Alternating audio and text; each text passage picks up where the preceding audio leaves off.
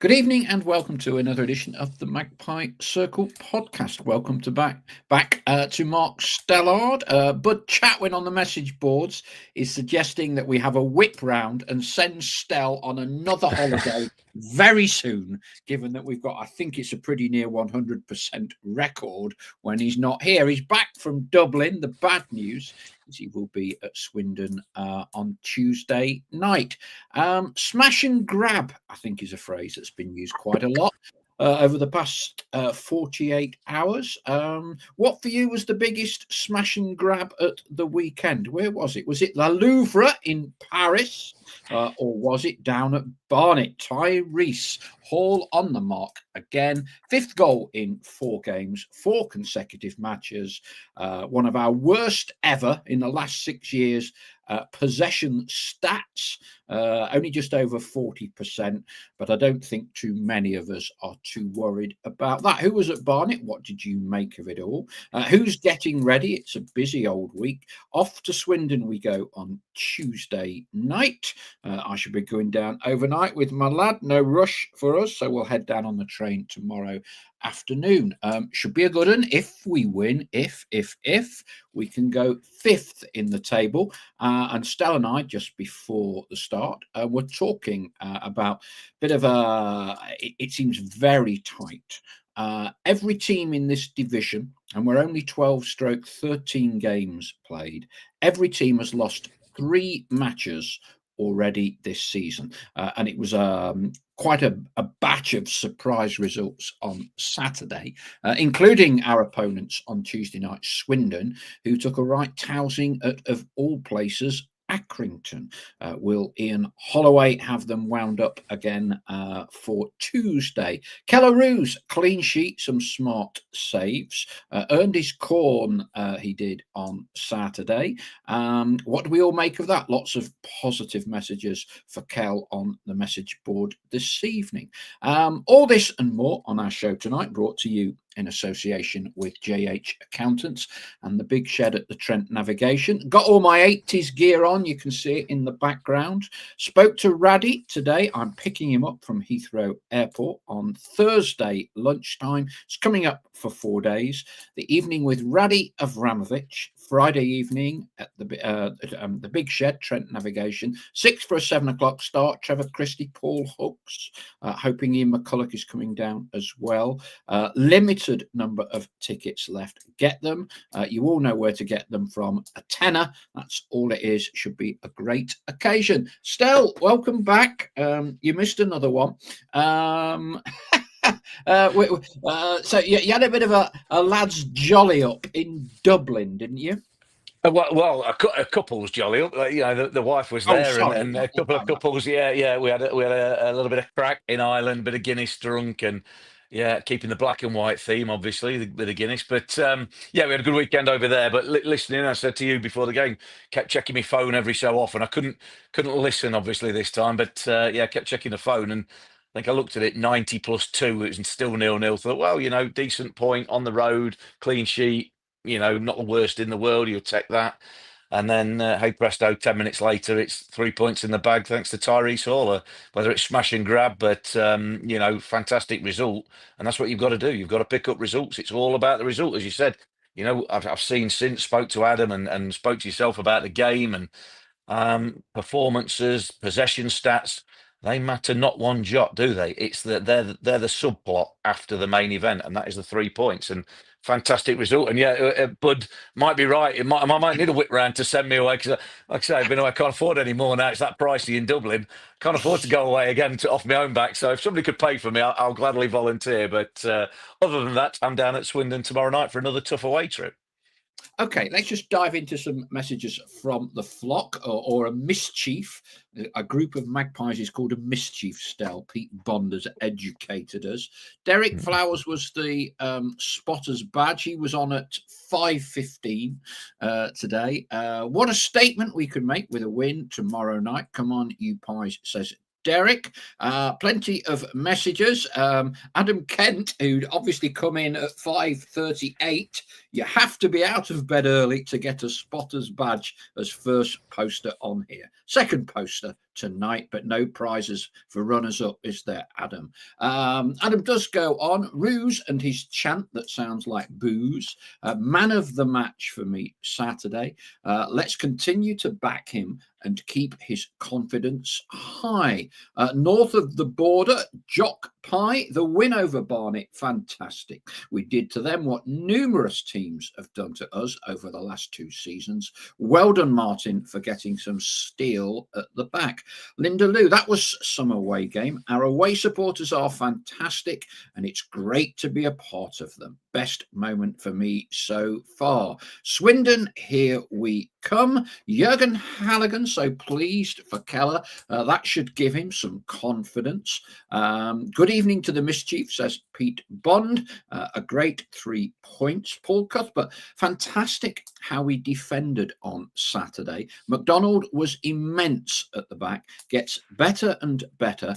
Somehow, after keeping them out, I knew we'd nick it. Hall is proving his worth. What a talent.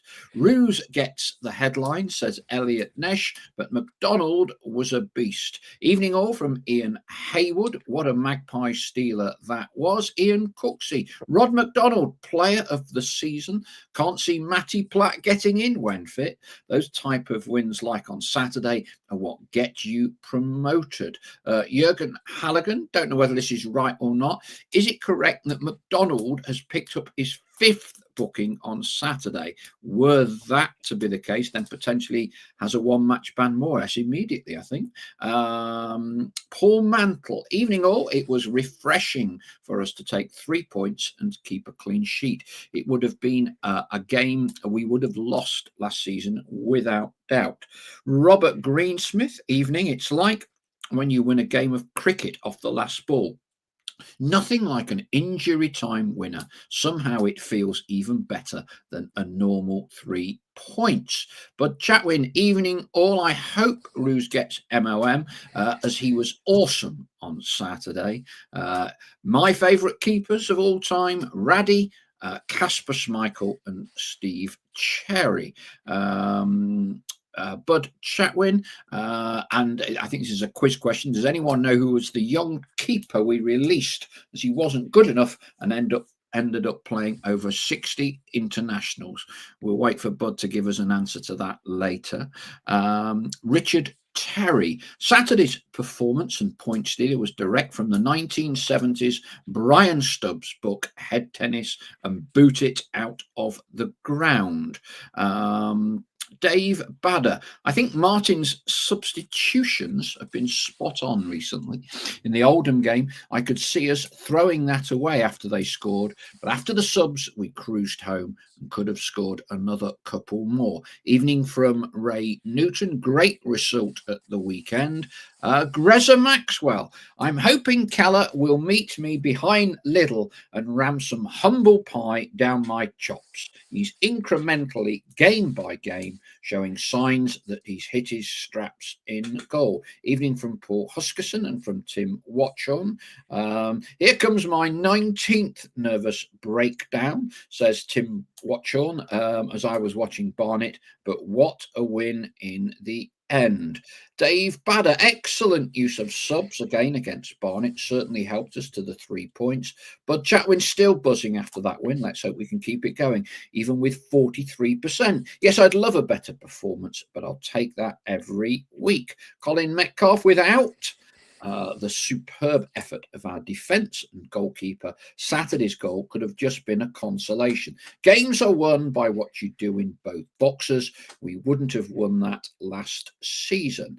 Plenty more still to read out. I'll take a bit of a break. Still, I think we've had a chat with this before. Lots of managers they love a 1-0, don't they? A tight 1-0 competitive game, clean sheet.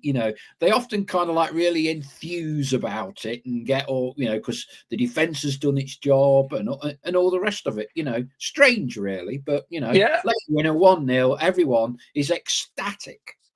Yeah, absolutely. I think almost universally managers and coaches like it because it shows the structure and togetherness of a team, the organisation, the work that you do on the training ground, has been adhered to, and it's got its results. You've obviously got the goal kept a clean sheet for some reason, and I'm an ex-striker, so I never really understand it, but it's always the way. I think for them it's more proof of what's been done, the hard work that's been done, the organisation, all that sort of thing, and I think it's they take the plaudits from keeping the clean sheet rather than if they won 6-5 they'd be devastated almost. Glad to take the 3 points, but devastated to concede loads of goals. So yeah, it's a strange thing in football. That's always been the way. Back in my day, it was the same, and I imagine it's still the same nowadays. Of course, they'd love to win 6-0. That'd be the perfect one. But yeah, but there's a real sense of satisfaction. Like I say, even me sitting watching it come through on my phone, there's a satisfaction of a late winner. And I've seen Adam with it. He's mentioned this in the car and on the radio a few times that we've not had a late winner for a while, and it's nearly 4 years. Ruben at Grimsby was the last one in non-league. So yeah, it's been a while since Notts have got a late winner in a game, and thankfully we got one, and it makes all the difference. But what could have been a bit of a sketchy performance, a bit of a, well, we didn't play our best, but we ground it out, we dug in, we were difficult to beat, and all of a sudden, that first away clean sheet of the season, Tyrese Hall pops up, sticks one in from 5 or 6 yards out, and all of a sudden that's 3 points in the bag, and smash and grab, whether you call it that or not, but it's a resolute away performance, and you're coming away with all the spoils, and that journey back up the motorway feels all the more sweeter because of it. So yeah, fantastic. Managers, head coaches, they love a clean sheet, and players too. And yeah, it's the flock dotes on every word on BBC Radio Nottingham's commentary. Martin H has got a bit of a transcription from that stat from Adam that you were talking about. Great stat from Adam Hassel on Saturday, says Martin. This is Notts County's first stoppage time winner in league football since Ruben scored at Grimsby to win 1-0, and that was 12 days short of 4 years ago. There we go. Yeah. And I'll have to throw it out to Adam, because I'm amazed he couldn't come up with the last minute winner in the Football League. So that was non-league, obviously, National League. I wonder when. He'll probably have the stat. He's unbelievable, Adam. He does his research, and what he has got is incredible. But yeah, I'll have to ask him on the way down tomorrow, because I could be tearing him up to sell him a right curler here if he hasn't got the details. But the last Football League winner we got, obviously with that 4-year hiatus in the non-league, not sure who that would have been. That would have been a while back. But yeah, it's great to see. Like I said, last minute winner is, you saw the celebrations, and the fans as well obviously go down in the numbers, and there's just something special in there about that last minute winner. It's so good. And let's hope it's not another nearly 4 years till we're waiting for the next one. Yes, I'm sure that people will be coming in with some stats on that late goal. Let's just dive. Before we dive back into the flock again, Tyrese Hall. Martin calls them converters, doesn't he? That seems to be one of the new buzz phrases. He likes when he's chasing a game to get as many converters on the pitch as possible. For me, one of the best natural finishers we've got in the box at the minute. In many respects, I'd almost back him more than Dennis or Jatta inside the box. Yeah, absolutely. I get what you're saying. He's showed some real composure in finishes. A scruffy goal, at the weekend, deflection, but on the move, in the box, right place, right time. And again, in stoppage time, as a young lad, which he is, it would be easy to just snatch at it, smash it. He's finished the other week against, I've got him here, who was it against, home against Oldham. Brilliant. Just used the defender, shaped it round him, had a bit of time to look at it. That was set up, but it was a different finish at the weekend. And like I say, if you hit the back of the net, you've done everything right. And that's exactly what he did. So he didn't snatch at it, showed that composure. And I think he shows progress in terms of, he's got his first goals. It's a young lad making his way in his career. Struggled to get in the team. I say struggled, but didn't get in the team for the first few games, did he? And was on the bench. Played in the EFL Trophy game at Lincoln, and we got sort of well beaten there, although he did okay. So you wouldn't have thought he sat here now as the second highest scorer, only Matty Dennis with 6. is ahead of him, 4 in the league and 1 in the cup that he's got. So he's shown tremendous composure and shown signs of growth. That personal development path for a young player that, you think you see the first 3 or 4 games and you go, yeah, is he going to be a bit part player? Is he just a squad player, young lad from a Premier League team? Can he make that adjustment into week after week competitive men's football that's fierce, where everything's on the line? Maybe not as pretty week in week out in League Two, obviously, and can he make or have an effect on the game, a positive effect on the game? And after 3 or 4 games, you'd gone, not sure, don't know. Nice touches, nice bits, but not sure. But he has absolutely, got that first goal and just grown from there. And like I say, whether nobody wants that converters tag or finishers or whatever they want to call them, coming off the bench and things like that. But you keep putting the ball in the back of the net, then you aren't going to be on the bench. You're going to be starting. And he's done tremendously well. 5 goals in the last 5 games. Finishes of different varieties, like you say, composed finishes. He's had his share of assists as well. Things like that, been involved. But he's affected the game, and this is what I say about players: when you get a chance, when you're on the pitch, affect the game. Don't worry too much about. Not too much. I know the game is all data driven and stat driven. Of course, you don't want to be sloppy with the ball and all that sort of thing. But go and affect the game. Don't just look tidy. Don't just look, hey, tries hard. Go and affect the game. Go and be a hero if you want. And that's the thing. And I say Tyrese Hall from the start of the season in a very short space of time, 12 games in the league and 3 others. So he's suddenly, if you like, on that path to making himself a bit of a Notts hero this season. Hopefully he can continue. It's still early days and still plenty to improve on, of course, but he's going the right way about it. And this will give him unbelievable belief and confidence to kick on and think, yeah, I belong at this level, certainly, and if not above. So I've got to keep going and doing it, keep going and proving it. Every game's a challenge, which will be the next one tomorrow at the county ground. Greta Maxwell, percentage of stats, XG, kilometres covered, do not interest me too much, as long as we score at least 1 more than the opposition every game. I'll take that all day long and twice on a Tuesday.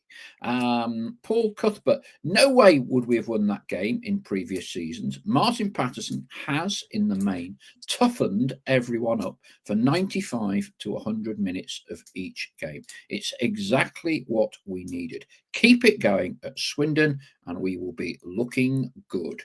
Nick N, I'd rather have less possession and win than dominate and lose, especially if it gets us promotion.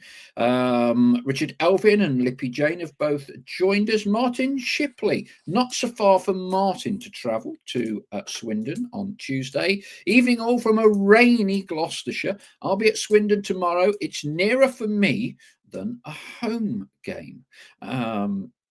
Bud Chatwin, he's just reminding everyone to club together for Stell and have a collection to get him on his jollies.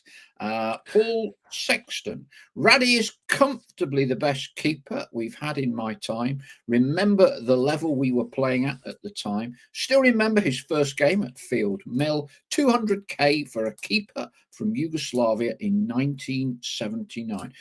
Trust you've got your ticket, Paul, to come down from Retford on Friday night, see Raddy and those other 80s heroes. Evening from Stephen Newton.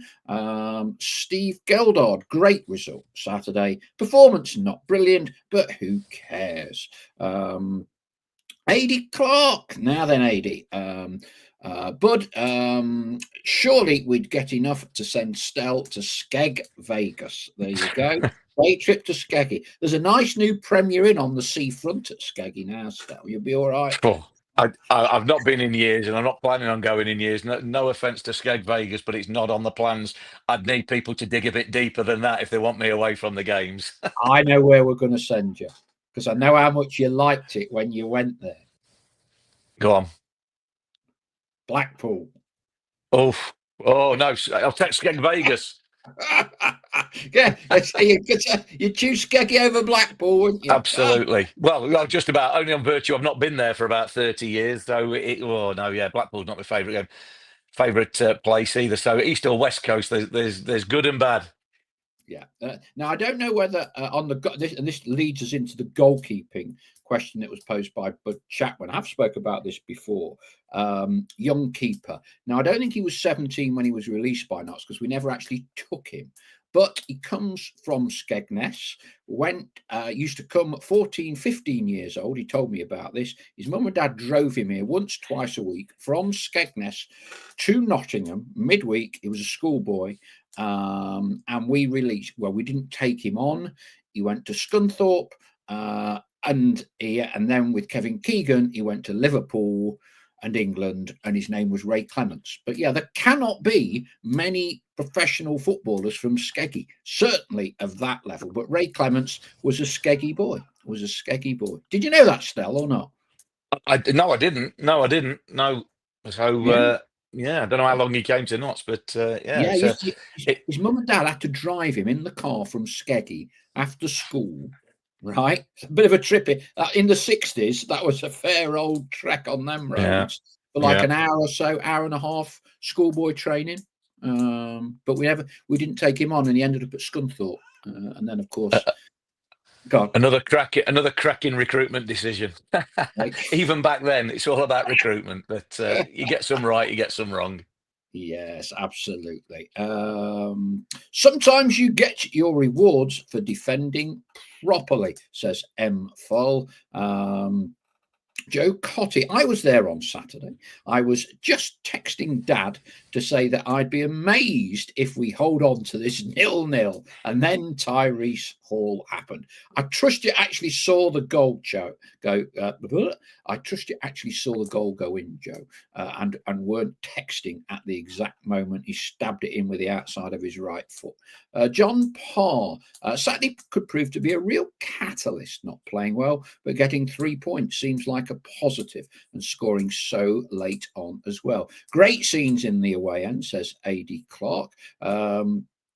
Not very often we see a last minute winner. I've not got down to everybody's currently if we've worked out injury time winner in the Football League since we got back into it. Colin Metcalf, we won. I'm happy. Personally, couldn't care less about how much possession we had or what. We look like it's not just strikers. Defences win games too. And boy, did our defence deserve that win. Rosemary Mans, good evening. Quick hello. About to drive home from the Petwood in Woodhall Spa, former home of the RAF in World War II. And here we go. What a dam buster, says Rosemary Mans from Tyrese Hall, and loads of stops from Rouge too. Martin Shipley. I think smash and grab is a bit unfair. Yes, Barnet could have had a couple of goals, but the lads battled, stayed in the game and scored a late goal. Nothing lucky about that, in my opinion. Andy Easom, wouldn't be a bad idea to get Stell on co-coms with Adam Chickson, who of course was his replacement on Saturday. Heard his post-match chat, really came across that he holds the club close to his heart. Adrian Dexter, options at the back look really healthy, and I think with Matty Platt now back on the grass, I think is one of them favourite sayings we have these days as part of rehab. Those options should be strengthened, and of course with Lewis Macari having received a suspended sentence for his betting misdemeanors, means he carries on being available for the club. Andy Easom muses whether Jacob Beddoe will be okay for Tuesday night after limping off. Dale Pikett, Rod McDonald, man of the match for me, never put a foot wrong, and Pato put the subs on at exactly the right time again.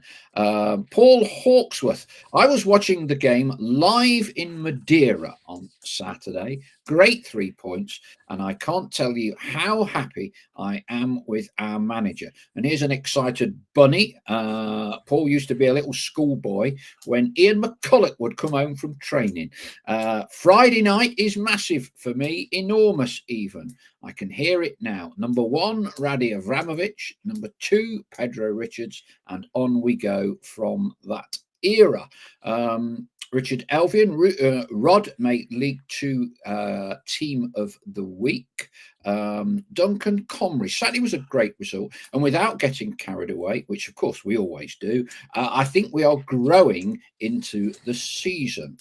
Colin Metcalf, seems to me Martin is improving players and the team. Or was I wrong about our signings being underwhelming? And our board knew a lot more than me. What does everybody think? Lippy Jane said it was great that the whole Hall family and friends were there. It's about as close as you get for a home game, I guess, for Tyrese in North London.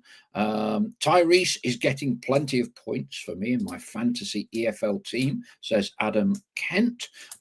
Nigel Cameron, my all-time favourite last-minute winner was Gary Lund against Manchester City, FA Cup, 4th round at Meadow Lane. Joe Cotty, we didn't create many chances at Barnet, admittedly, but to maintain that level of defending for 98 minutes is impressive and promising. Greza Maxwell, Tyrese plays like he's having a knockabout with his mates with his goals. Do we have the next Ronaldinho? Ron McDonald, Stel, he's had to bide his time, hasn't he? You know, he was not necessarily a forgotten man last season. He didn't get many minutes at all, did he? No, he didn't. No, and he came as obviously as an experienced player, experienced at lower leagues, obviously from Harrogate. So he would have been disappointed at that, you know. But obviously last season you got Matty Platt, Jacob Bedo, you know, almost cemented them sort of places with him being another central defender who plays on the left side, preferably. I know he had to play a little bit on the right.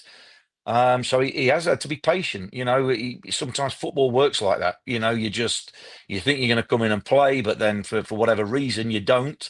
But what he does do is he made sure that Matty Platt, Jacob Bedo, and whether it's Lewis Macari, whoever else it was last season, and obviously at the very start of this season, kept them honest. Meant they had to perform because you've got, you know, real senior, real competitive sort of competition for places, if you like, from a not just a youngster who's maybe looking to make a way, somebody who's hoping to get a go, somebody who's got a bit of a CV and a bit of a track record and experience at the level. So he'll have been disappointed at the amount of minutes he got last year, but you know, you can sometimes go one or two ways with that. He's stuck it out, obviously shown a good appetite for it, shown Martin Patterson that what he can do because he didn't start the season, obviously, this season. But he's got an opportunity. And, you know, let's not rewrite history. Matty Platt, he sort of took Matty Platt's place before Matty Platt got injured. You know, at the heart of the game when Matty Platt came off the bench at Barrow, Rod McDonald was already starting then. So like I said, Matty Platt maybe had a couple of poorer games at the start of the season, lost his place to Rod McDonald, and I think Rod McDonald hasn't went back. I think he's been excellent, and certainly grown into that position, particularly, and as players have got used to having him there as well. So yeah, long may it continue. But I think it's another advocate for having that competition for places for genuine. And say we keep saying oven ready, but experienced players who you know are not a gamble. Certainly down the spine of the team. You know, he's not a gamble to have a player of Rod McDonald's experience and quality in the squad and waiting his opportunity. And then when it comes, can you take it? Again, that audition that I always talk about, and he's come in and grabbed it with both hands. Like I say, he's getting plaudits for team of the week and man of the match and all that sort of thing. But there's been a few games where he's been like that, and I say I think he's plays a vital position, obviously, in the heart of that defence. And 3 clean sheets in the last 6 games seems to hint at an improvement and solidity that we've got. Not just down to one man, of course. It's the whole team that do that. But I think, that's the one bit we were starting from early part of the season. We were conceding too many goals. So that just looks to have been shored up a little bit in recent weeks. We've got to keep continuing it. But obviously, the more they play together, the more they get used to each other. And results like Saturday really help. Really, as we talk about scoring goals for players at the other end, keeping clean sheets, winning games, nicking games where you're under the cosh, where you're having to defend a little bit, where you're putting your body on a line, throwing your body and making blocks, keeper making saves, whatever it is, you've worked and given absolutely everything to come off with all 3 points. is that reward, and that will give you belief that you can go and do that. It means you don't need to be at your best. You don't need to be playing scintillating football to get a result. You can grind it out. You can scrap it out, as a few people have mentioned tonight, and that is another area of belief. Of course, you need to play well at times. Of course, you do. You can't do it week in, week out, reliant on scrapping. But that's just fundamentals. That's part of the basics of football. Every manager, every coach will tell you that. You've got to give everything. You've got to win that battle. You've got to keep yourself in the game and then go and win it with a bit of quality. But if you've got that bit, and I think that's one thing Martin Patterson has brought to the team. We spoke about the additional sort of physicality, maybe a bit of size as well in the team, but also physicality in terms of maybe legs all over the pitch, and a bit of size. Then we are a bit more robust, it seems, this season. But you can be more robust, you can have more physicality. Early few games, we were still conceding. As they've got a bit of an understanding together, they seem to have just, put out a few of the daft mistakes, the soft goals that we're conceding. Look, we haven't solved it. We're not going to go over the top because of 2 or 3 wins, but it seems to be going in the right direction. So absolutely take the praise and then move on. But they won't get ahead of themselves, that's for sure. Do you think, Stel, if we look at identikits and we look at formulas with which teams that have got automatics and got promotion in the years out of the Football League since we come back, so we look at Wrexham, Stockport, Mansfield, Bradford, Doncaster, Wimbledon, among others. They all have a certain element of physicality, certain element of fitness, and I think one thing that Martin has definitely done, he's made us, in my eyes, more mainstream when it comes to challenging for a promotion spot. Before, we were very much doing it a different way to a lot of teams. Yeah, and again, that's the ethos of the club, isn't it? That could maybe use to that. And I think what's happened this year is, and it's not just Martin, but he takes obviously a hell of a lot of credit for it because he's the main man. He's the neck on the block, if you like. But it comes again from everything from the assessment of what's needed. And I think what we've done this season, and whoever takes credit for it takes credit for it. I think we've adjusted the balance of exactly what that ethos is in terms of, I think in the last few years it's been so heavily passing based, possession based, as we all know. Yes, of course that's done with a view to winning games. It's not just let's just pass the ball for passing the ball sake. But I think we have verged on of being like that, going, we're great in possession, not so good out of possession, to now skewing that balance. And as you mentioned, they'll have looked at the evidence of who's got promoted, what have they done, what's the makeup of their team, their squad, what do they have, and maybe learn from that to go, right, we still want to play football, we still want to have good quality players, because you've got to have quality players, but it is that we just need to be better out of possession. We're good in possession, not so good out of possession at times. We've not been horrific, and we're always talking fine margin. When I'm talking about any of this, it's always very fine margins, your 1%, 2%. But I think they've identified that League Two football and any football, you've got to battle, you've got to scrap. 46 games of a season, not many of them are going to be totally pretty perfect football where you play your A game and you blow the other team away. It just doesn't happen often enough, and they'll have the stats to back that up. So again, you go, look, we got a bit bullied against Wimbledon. You look at the Bradfords, Doncasters, all them teams that you mentioned and go, yeah, there's a bit of a recurring theme. Mansfield, when they went up, Wrexham, all them teams. There was a physicality. Of course, there's quality. That's the one thing. It's never one thing. You can't just be physical and go, well, we'll win the league, because you've got to have quality with what you do. But it's finding that balance. And I think what's happened this season, I think everybody can see it with their eyes, is that we've put less of an emphasis on that. Let's have the ball. We still want the ball. Don't get me wrong. It doesn't mean to say we go from in possession to just hoof it anywhere. And like the weekend, we'll make do with 40%. They'll want to improve that, even though they got to win. But sometimes you can't have everything. So it's a case of, what have we got? We've got more grit, more solidity, more robustness. And they can be taken as sort of dull, dreary words, like, oh, we don't want to watch that. But do you know what? Football fans, even in this day and age, I think football fans love that.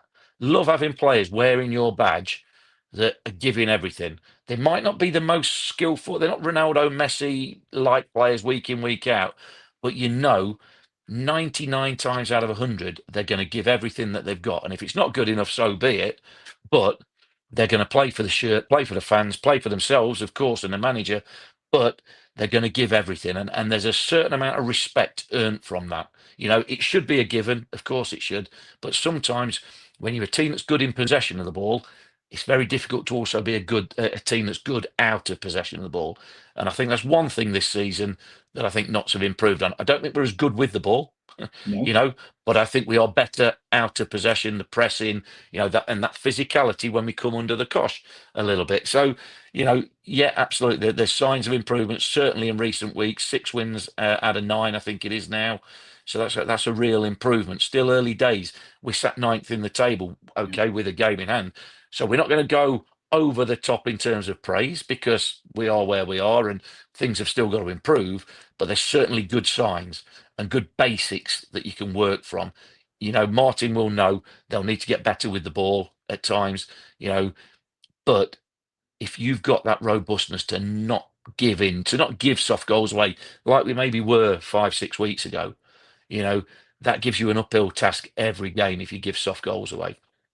Once you eradicate that, yeah, like Saturday, it's that one nicked goal, no matter when it comes, but one nicked goal, little scruffy goal, can be the difference between 1 point and 3 points. And that can be the difference between nothing in a season, playoffs in a season, or automatic in a season. So good signs in recent weeks, real upturn in form, but a real tough test coming up at the weekend against a Swindon team that will be hurting after getting done for by Accrington at the weekend. Ian Cooks, he says the last injury time winner in the Football League that he can find was on the 25th of November 2017. Ryan Yates, wonder what happened to him. 93rd minute winner versus Colchester at home. We won 2-1. The inevitable debate regards Tottenham loanees, but Chatwin, at the moment I'd take Hall over Abbott, and Abbott was awesome. That's saying something. Probably about 4 weeks ago, it would have been 99.999%, assuming the Hall family could have had a vote in any survey, that would have said George Abbott, and it wasn't even a competition. But of course, we all make snap judgments, don't we? Duncan Comrie, hopefully Spurs will let us have him for the whole season, just as they did with Abbott. Richard Elvin, Martin Patterson seems to be gelling his ideal starting 11 with options on the bench to complement. Don't hear too much about rotations either these days, do we? Andy Esom, a bit of news, the club hasn't announced it, but young centre-half Theo Robinson has joined up for a loan spell with former coach Matt Saunders at Bracknell Town. I did see that, yes. And on the basis, Stell, you may not have seen this. I'd try not to be on it too much. I didn't mean to mention it on one of the shows last week. Matt, shall we say, gave a bit... forthright interview after another defeat in his spell as Southern League Premier Bracknell Town. Let's just say it was relatively controversial, and it got 9 million views, which is probably more than Bracknell Town clearly have ever had in their entire history, and a succession of more senior players who, among other things, were berated for having a drink after a game. That would have ruled you out, Stowe, wouldn't it? Bloody hell. Well, yeah. What did he say that was controversial? Because there's nothing controversial in that. Well, he was bemoaning the approach of well, they're not professionals, are they? Players at non-league level who have a drink after a game, which I guess you and I would think is pretty endemic. Shall we say? He didn't think it set a good example, and a succession of senior players with over 100 appearances for Bracknell have been leaving the club over the past week. Right. Well, he's obviously trying to change a culture, isn't he? There, but I mean, I did have it. See, I went to Corby at the very end of my career, about 3 months at Corby, and that was in sort of what is National League North. Yeah. And yeah, players did have a drink after the game. Now, I know I'm going back 15 years or so, um, and it was a little bit. It was strange. I've obviously played professional or full time all my career. Obviously, that really wasn't a done thing since way back at the start when the old players' lounge was a thing and players used to go and have a Players' pint lounges. after a Yes. game. But that had gone out the professional game. But and then you have to catch yourself and go, well, this isn't very professional. And go, well, it's not professional. It was part-time football, even in the National Exactly. League North then. And Yeah. lads, I say, literally, not the old sort of anecdotal. Our lads were coming off the building site to play. They were coming off the building site to play. There was, even at Corby, there was a lad who was a builder there and come off the site, and you're going, well, I remember it well. We got beat 3-0, I think, in a game, and all the lads were straight in the bar afterwards to have a drink. Not saying they were having a jolly up, and it didn't mean out, but it's just what they did. Now they were working 5 days a week and then playing football as well. So he's obviously trying to change the culture, obviously trying to change that culture, but it's difficult when things are maybe ingrained in that. But like I say, I didn't even realise he took the Bracknell job. To be honest, I must have Yes. missed that. Yeah. But if Yeah. he's got 9 million views, he's maybe got a future on social media rather than football management. But we I shall was a see. Wish Yeah. You wish got him it all in the one best. Still, spell. Yeah, he should give up football management and take up social media content creation. 9 million views, probably more than that now. But yeah, I think it's what they call going viral. And obviously, he did do an interview, didn't he, after leaving us, which I think garnered quite a bit of comment as well. So, but anyway, Bracknell are currently bottom. By the way, not won a game yet, but never mind. George Grant, last minute goal in an FA Cup game, says Derek Flowers. Chris Gosling, Brackley. Right. We've got 1,000 tickets for Brackley. Have you ever been to Brackley Stell before, by the way? no, no. You know what? Weird today. Just moving back, I even had to put it in Google Maps to see whereabouts exactly it was. I know it was sort of Northampton and Yeah, Milton Huddersfield, Keynes kind of F1 way. motor racing country. Yeah. Yeah. So no, I've never been there. So it'll be a new ground for me, and I'm sure for majority of Notts fans. Yes, indeed. We've got 1,000 tickets. So normally I have to give 25%. So that suggests to me that it'll be a 4,000 capacity for that game. The tickets go on sale for those of us fortunate enough to have, I think it's 10 stamps. So, and they are based on last season. So if you did, don't hold me to type here, but I think it's 10 stamps. You can get yours from 1 o'clock tomorrow, which I shall be doing. The only slight issue I have still, I've got my bloody replacement hip on next Tuesday, so 5 days. I hope the surgeon ain't listening to this show. I'm not quite sure how I'm going to get there yet, but we'll have a look, and it will be a late fitness test, I think. I'm going to say that's an intense rehab you've got to do in 5 days from a new hip, and I'm not sure there's going to be any exec box they could put you in to keep you out of the way and keep it warm. But yeah, don't forget it's that 5:30 kickoff as well. It'd be good to see Notts on the telly. Yeah, if See if ever we get I've a few rooted people for a watching. home game for that in that FA Cup, that was it. With it being 5 days after the op, but never mind. We'll do what we can. We'll do what we can. Yeah, so 1,000 tickets go on sale from 1 o'clock tomorrow to those of us with 10 stamps or more. Rob99 talking about how we never exaggerate or go over the top. Rue's save in the first half reminded me of Gordon Banks' save against Pele in 1970. Nothing like a bit of hyperbole, Rob. Well, same end result. He kept it out, didn't he? And I think if the one you're talking when he went down low and then beat it away with his hand at the second attempt. Roy Keane would say he's just doing his job, wasn't he? Just doing his job. Joe Cotty said that, don't worry, Paul, I wasn't texting at that exact moment, so I did see the ball go in. But Chatwin, are the lone players, we've got so many of them, available for the FA Cup game at Brackley?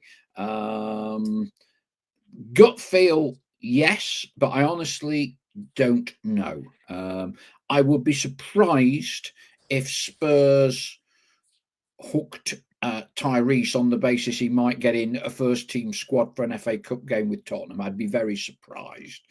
So I certainly think he would be okay. Obviously, we get to the third round. If we're going to look positive here, Stell, then I don't think you can't play against your parent club, can you? I think that was one of the rules they brought in. So yeah, Tyrese, I think so. So in the FA Cup third round that we get through, that we get into, Tyrese couldn't play against Tottenham, I believe. But disappointed as he might be with that, I'm sure he'd take that in terms of a set of circumstances and outcomes in the next two rounds of the FA Cup. Paul Sills, my score predictions: Swindon 1, Notts County 1. As Stel told me before the show started, Swindon haven't had a draw this season, won or lost, and a more emphatic Notts 3, Cambridge 0 on Saturday.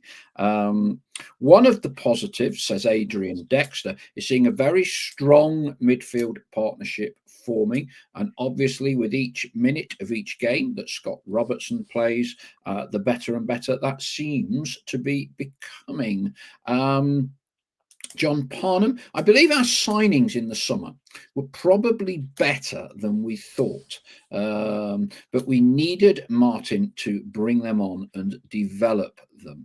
Paul Cuthbert, a point at Swindon, giving us 4 out of 6, would be an excellent return. In some ways, I prefer playing catch-up rather than being up there being shot at so early in the season.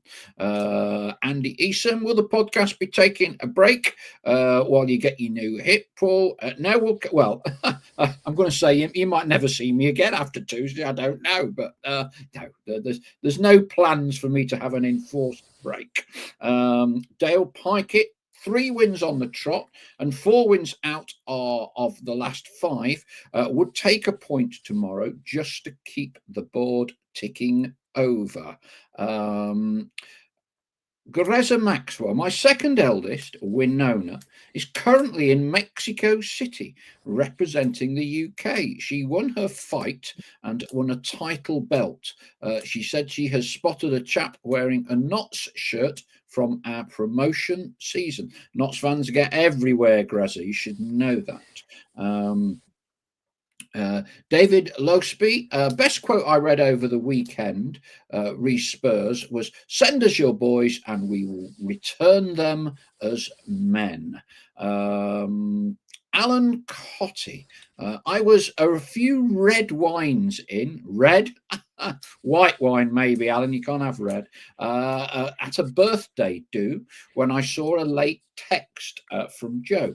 I thought, here we go, conceded at the end. Instead, it was a get in, made a nice change. There we go, the Cotty family exchanging text messages as Tyrese netted a late winner. Richard Elvin, any news on the third shirt? No, still somewhere in Puma land. Jonathan Hammocks, we always get a message or two from Jonathan. When Hall scored in the 94th minute, I let out a scream. Being in a complex care home here, I really shouldn't laugh, but this is Jonathan telling the story. Being in a complex care home, a couple of nurses came running in to see if I was okay.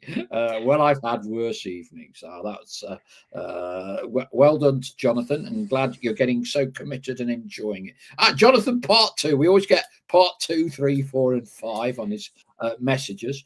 As much as we miss Stell, it was great to hear Adam Chickson on the radio. That's his new name. What a lovely fellow. And a great servant to Notts. Gordon Grant, who's obviously got bad eyesight. Paul, you look like a young Brian Tolbert in that shirt. Wow. I thought Brian Tolbert had a full head of hair in the 70s. A young Brian Tolbert. It's the young bit that I would worry about. Yeah. An older Brian Tolbert, maybe. Right, get off, pal. Get off.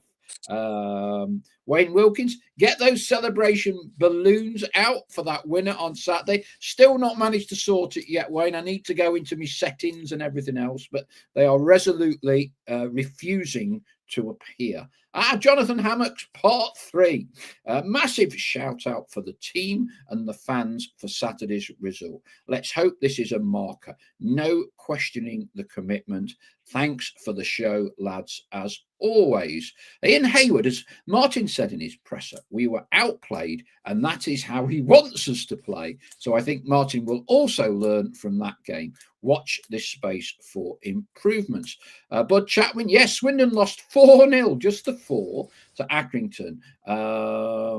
So they do concede. Still, wounded animals, professional footballers, Ian Holloway, good or bad that Swindon have had a right tousing and are at home 3 days later? Yeah, I mean, look, when you're the team that's had the beating, you obviously say, great, we need a response. We've said it ourselves, haven't we, numerous times. But you'd rather win every game comfortably. You'd rather be confident. You'd rather be going into the game flying. Swindon have conceded a lot of goals. I know 4 at the weekend obviously doesn't help. That they've conceded 17 goals already this season, yet they still lie 4th with a chance to go top if they win tomorrow. Obviously, we're hoping that's not going to happen. But that they do concede goals, or they are obviously susceptible in this early sort of stage of the season, first quarter of the season. So, they're a dangerous team, got lots of weapons going forward, but I think they are susceptible. And obviously, the skipper was sent off at the weekend, so he's suspended. He won't be available. Ollie Clark, I think Tafazoli, the lad who centre half who used to be at Mansfield, I think he's been got injured. I think he got injured at the weekend. So I've just had a look at Ian Holloway. He's interview just before we did this. Now, again, take it with a penny. He says him and another lad are not going to be available. Butterworth, I think. Now, whether that's true or not, unusual for a manager to actually give anything away like that the day before a game. But this is Ian Holloway, who likes to do things differently, who likes to be an opinionated person and stuff like that. So he's the sort of manager that will be pressing for a reaction, obviously, after a beating like they took at the weekend. But I would say if you're coming up against a team like that, you'd go, well, they've just conceded 4 at the weekend, lads. They're going to be fragile. They're going to be vulnerable. They've got to make changes, so what a great time to go and play him. You'd rather go and play him having been beat 4-0 than them winning 4-0. So, look, it might not count for a great deal. Once the game kicks off, you've got to perform. You've got to do it again. Notts have got to do again what they did against Barnet in terms of grit. They've got to improve with the ball and try and force, Swindon to perform how they did against Accrington and make mistakes and concede goals and look vulnerable. So, I think it's worth saying as well, they had a man sent off, Ollie Clark, but they were already behind at that stage. So, although he was sent off in the first half, they were behind. So, look, go there with confidence. Not 3 wins on the spin. Go there with confidence. Go and it's a really good game. They're a strong team, well fancied this season. Swindon, like I say, a manager who's a personality, a character of the game, good CV, achieved things in his management career. But go there and look to win the game. Martin Patterson won't want any of that, affecting the players. None of that. That's all a sideshow. Irrespective, he'll want the players to go out there and perform. That's all it's about. Go out each game and perform, and go and get the result your performance deserves. Andy Easom, Stell, how many euros for a pint of the black stuff in Temple Bar over the weekend? Not cheap. Depending on where we didn't actually go in the Temple Bar. We took the photos and whatever. You couldn't get in it, but I'm reliably informed it's €12 a pint in there. We didn't do that. We were paying about €7 to €8 a pint, and I might have had 1 or 2 of them. So, yeah, you just not had cheap. Halves. No, yeah, that was for half. No, it wasn't. That was a pint, but yeah, not cheap, but a lovely place. It is a really good place, friendly, no trouble. Yeah, lovely place. Luke Beardsley, evening all. Hello again, Luke. I love a 1-0. The fans deserve that after all the ones that have gone against us. Empole, I'd choose Abbott over Hall. Ian Haywood points out, I did see it, that George Abbott's currently injured at Wickham. The team, says Joe Cotty, were really unified on Saturday. All seemed totally committed to the cause. Brackley's highest attendance this season, says Derek Flowers, is about 1,400. There'll be a few more there when we come to town, I'm sure. Gaza Lee, sorry guys, going to have to watch this later. Coaching the under-16 Arnold team, played 6, won 6. Off to Malta tomorrow. Look out for the Notts shirt and Malta flag on Jodie's patch. Back for the FA Cup game. Andy Eason, noticeable that 2 of our loanies, El Joffrey and Cotter, weren't among the travelling squad at the weekend. Ian Cooksey just points out, echoing Stell's comments, that Swindon skipper was sent off, so he's out tomorrow. Paul Sells, does anybody know with the FA Cup first round, do they go into a replay if it's a draw, or does it go extra time or penalties? No replays, is it now, Stell? I'm not no replays. Sure. No, definitely no replays. Do they do extra time before penalties? I think they do, but I'd have to check that. But definitely no replays. No, definitely no. Yeah, replays. it's different rounds. Yeah, because I think I mentioned I was in Cornwall last week, nice part of the world, down in St Ives. So I managed to get my pass stamped, and off I went to Truro versus Tottenham, FA Cup 4th qualifying round in their new purpose-built stadium, Stell, as you do. Right.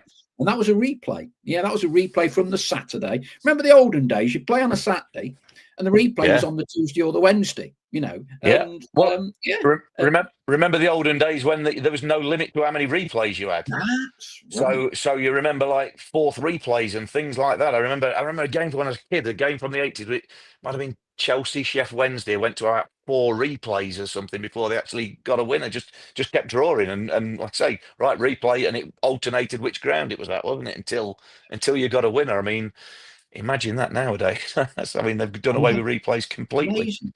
The one that always sticks in my mind, and it was 3 replays, was Notts versus Birmingham. I think it was League Cup rather than FA Cup. Not 100% sure. It might have been FA Cup. 3 replays. So Meadow Lane on a Saturday, go to Birmingham, drive there on the A453 on Tuesday, right? Another draw. Following Tuesday, back at Meadow Lane. Tuesday after that, back to St Andrews again. 3 replays. Yeah. So that was it. And they run pitches like ploughed fields as well. Yeah. So imagine the legs of the players then doing that. Yeah. And in the 4th game, I think Birmingham were 3 up at half time. So we kind of knew there would not be another replay. A 5th. Yeah. Bizarre. But yeah, all the rage in them days. Right. Paul Cuthbert, El Joffrey and Cotter must be well down the list. Now we've got Ness fit and back in action as well. And yes, forgot about Lucas. Obviously, that gives us another defensive option. Excuse me, I'm going to sneeze. Whoa. Excuse me. Bless you. Bless me, at you, all of that. Comedy sound effects on that one. Yeah, and that's right. Yeah, Ian Cooksey. He's on. We are of a similar Jurassic era. Birmingham League Cup 3rd round, 1983-84. Lost the 3rd replay, 3-1 at home. That's right. We're 3 down. Yeah. Funny I can remember things from 46 years ago, and I cannot remember an hour and a half ago. Weird, isn't it? The old memory, short and long-term memories. Ian Cooksey says the game versus Peterborough went to extra time last season. Well, it would have done, wouldn't it? It didn't, though, did it?